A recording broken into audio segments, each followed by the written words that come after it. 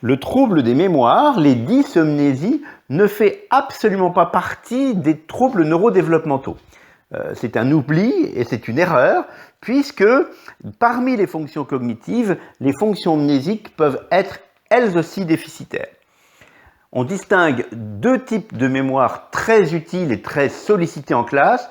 La mémoire de travail, qui permet de travailler sur plus ou moins un grand nombre d'éléments en temps réel en classe et qui se développe progressivement. Lorsqu'elle est très déficitaire, la compréhension du langage, la compréhension de l'écrit, les tâches complexes, planification, résolution de problèmes, les tâches multitâches vont être impactées, voire impossibles, s'il existe un déficit extrêmement sévère de la mémoire de travail. Dans ce cas-là, l'enjeu, c'est de présenter les informations qui arrivent successivement par petits paquets, de fractionner les tâches.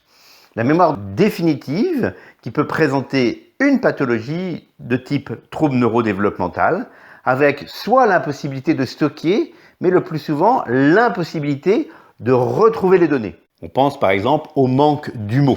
Eh bien, dans ces situations, un trouble grave, durable de la mémoire à long terme doit faire proposer de donner les informations indispensables à la tâche scolaire à l'enfant.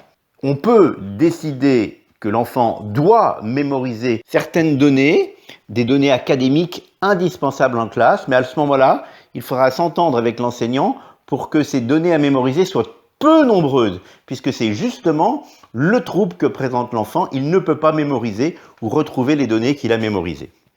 Le plus simple, dans ces situations de troubles de la mémoire à long terme, c'est de donner des aides-mémoire à l'enfant, qu'il ait à sa disposition les données qu'il ne peut pas mémoriser, voire qu'on pallie le trouble, par exemple, on donne une calculette à l'enfant qui n'arrive pas à mémoriser les tables de multiplication.